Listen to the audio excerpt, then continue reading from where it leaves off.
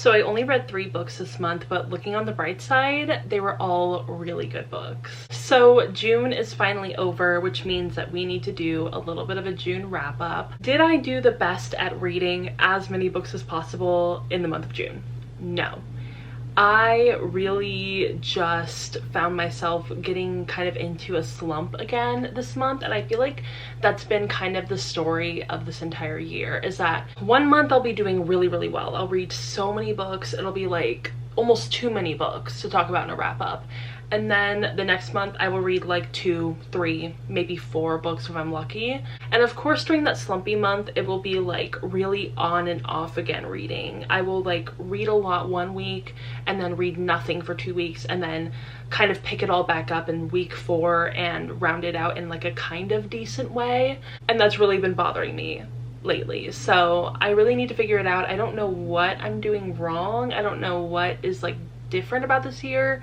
I think it just could be the fact that it feels like the entire world around me, at least specifically this country, is like falling apart, and it's really, really difficult to focus on reading. That feels really trivial to say that, but I think that that's just kind of the truth. I think that's just kind of what's going on, and I'm sure that's true for a lot of other people. I think that that's pretty relatable. So yeah, hasn't been the greatest year for reading or for really doing anything, at least besides worrying about the state of the world. So that's kind of been what's going on, at least in reading terms, in my life. So I only ended up reading 3 books in the month of June, and it was just kind of like an all over the place month mentally. But I will say that I did read 2 books physically, and then I read an audiobook, so that was really exciting. And I think that we should just jump right on in to the books, and we'll start off with the book I read physically, the one that I have actually like in my possession, and that is The All Night Sun by Dianne Zinna. I got this book a million years ago, at least like a few years ago, from my Amazon wish list.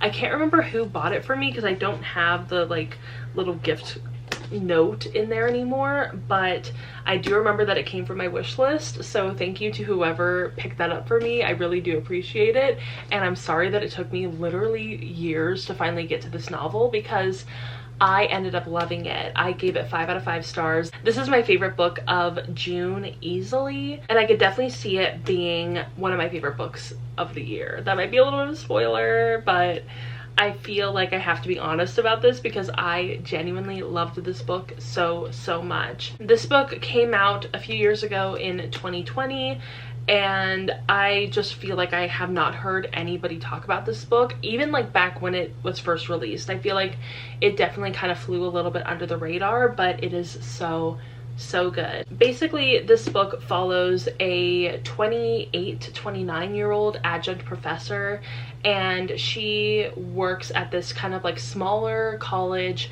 I think on the East Coast, and she mainly focuses on working with a lot of their foreign transfer students. And so she ends up meeting this girl, and she is from Sweden, and they kind of hit it off and really create this a little kind of slightly inappropriate friendship. I wouldn't say that it's like necessarily bad, but it's definitely something that would be frowned upon for like an adjunct professor and a student to be like really close friends. But because of their friendship, the student ends up inviting the adjunct professor to Sweden with her for midsummer, and it's very much a sort of fish out of water kind of narrative, because you have this like American girl, and she is trying to fit in with this Swedish friend and her other friends and her family and stuff like that.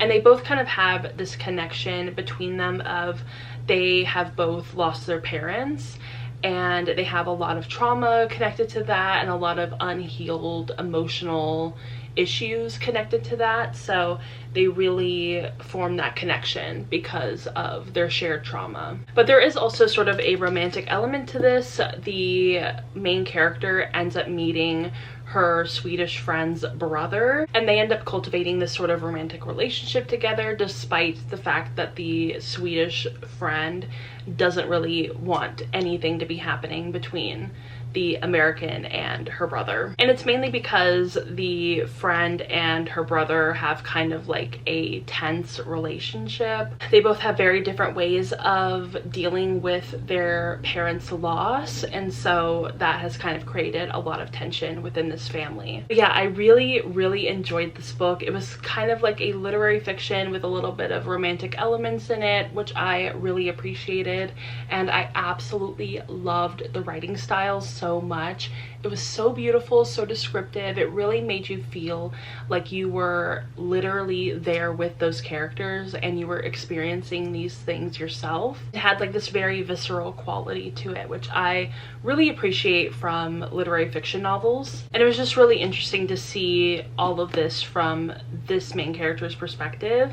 I have read similar novels in the past where it kind of feels like you're a little bit disconnected from the main character and she doesn't feel as fleshed out, but in this book I felt like the main character was really well developed and you really felt like you had a sense of who she was and what her personality was like and a lot of the inner turmoil that she was dealing with. And so I really appreciated that. I am such like a character driven reader, and so it's really important for me to have like even a literary fiction novel or a romance novel or whatever I'm reading, I want it to be very character driven as well, and I want it to have very fully fleshed out characters, and I found that in this book and I really loved it. I highly recommend it. If you're gonna pick up any of these books, make it this one.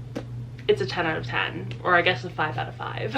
The next book I ended up reading was actually the audiobook that I finished this month, the only audiobook, which is so rare. I feel like I'm such a huge audiobook reader, but for the last month or so, I have really been gravitating more to physical reading or like ebook reading or whatever, and not so much listening. So it was very shocking that I even ended up finishing this audiobook, and that was Meet Me at the Lake by Carley Fortune. I have been such a huge Carley Fortune stan in the last few months. I really truly have loved her books so much. I'm so glad that I gave this author another chance after not really enjoying Every Summer After. I mean, it was a fine book. I think I gave it 3 out of 5 stars, but it wasn't my favorite, and so I didn't really think that I was going to pick up any of her other books. But a few months ago I ended up picking up This Summer Will Be Different, and I loved it, and so I decided I have to go back and read Meet Me at the Lake, and I did, and I gave it 4 out of 5 stars. I really enjoyed this one,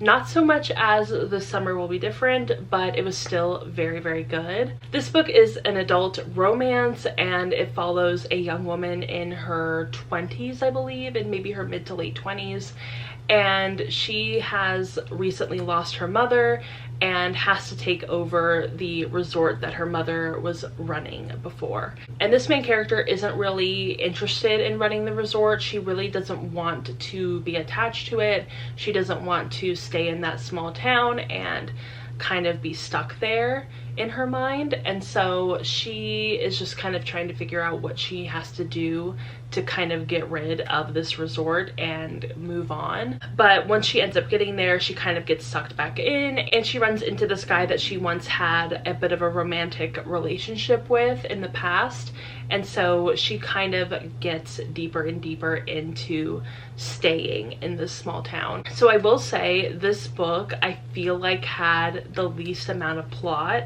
compared to the other 2 Carley Fortune books that I've read. This one felt a little bit mercurial when it came to the plot. It felt like it was a little like here and there, and it was kind of loose, and it didn't really have a lot of structure or a lot of focus. And I felt like a lot of like the issues were kind of resolved really fast and a little bit flippantly. Like, it just didn't really matter that she didn't want the resort. It didn't really matter that she didn't really want to stay in this small town, because the romantic relationship kind of ended up overtaking every other aspect of the plot and just kind of like waving it away. I felt like I wanted a little bit more conflict in the main character and her trying to decide what she was going to do with the resort, trying to decide if she was going to stay or not. I felt like that got resolved so fast. It was just kind of like one day she was very anti keeping the resort, and then the next day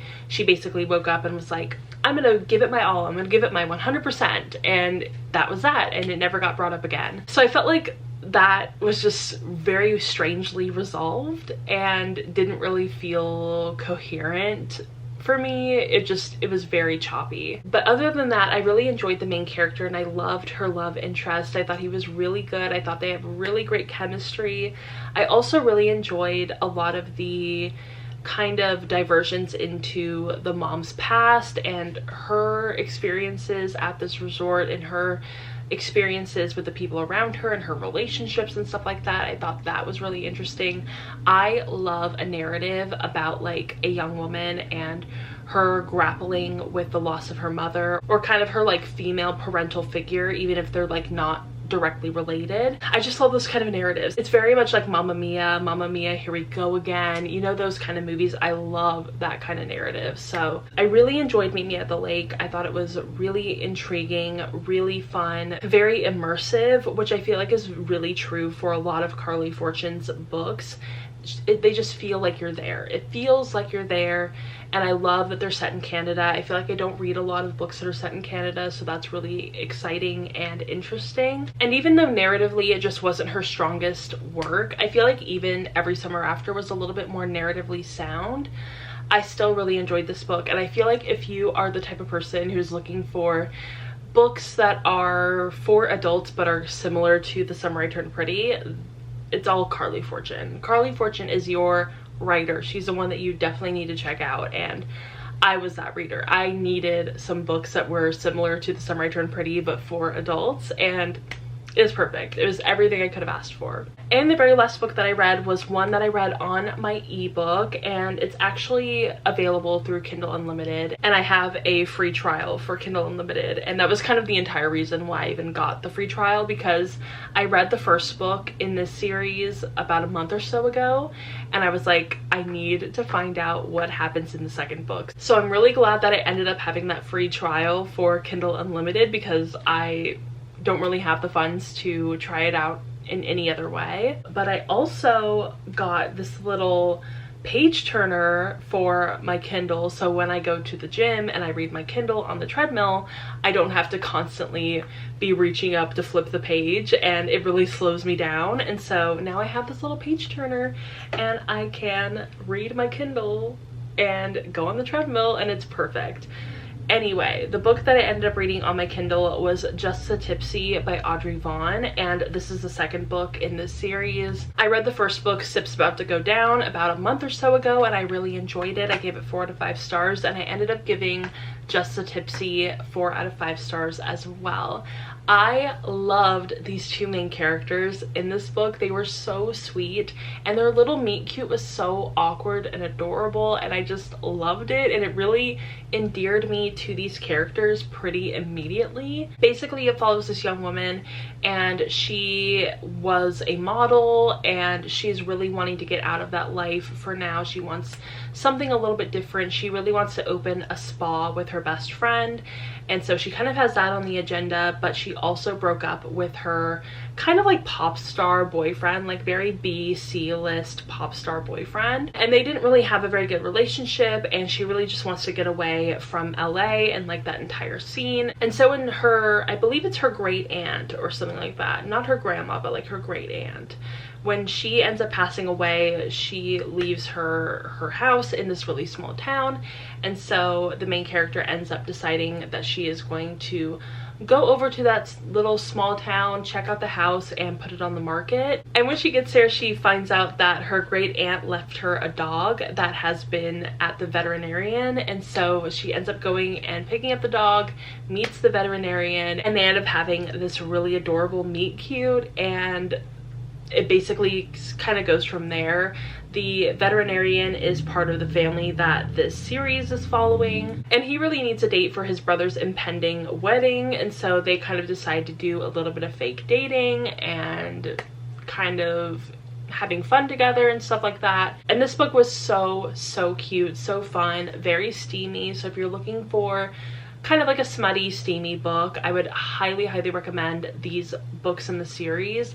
They're so good, so well written, so fun, very propulsive, very like easy and quick to read, and also just really entertaining. Like, I just have such a good time reading books from this author. Just like the way that she writes the books are just very chill and casual and conversational and just a lot of fun. But there's also a lot of like really great elements to these books that are definitely well developed and interesting and deep, and really explore the emotions of these characters and the things that they've experienced. And so I really, really love these books. I highly recommend it. If you have Kindle Unlimited, definitely check out these books. I love them so much, and I really just love a small town romance. I think small town romances are just great, and I really love small town romances that center marginalized characters and that are from marginalized authors.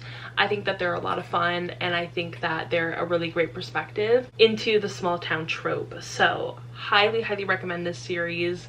Highly recommend this book. I really enjoyed it. I feel like the only thing that I just didn't really love was sometimes I felt like the more steamy scenes could kind of get a little repetitive, even though in this book there was like the sense of these two characters were kind of trying to cross off things on the female main character's bucket list of like sexy things. But despite that, I still felt like a lot of the steamier, sexier scenes were just kind of like more of the same.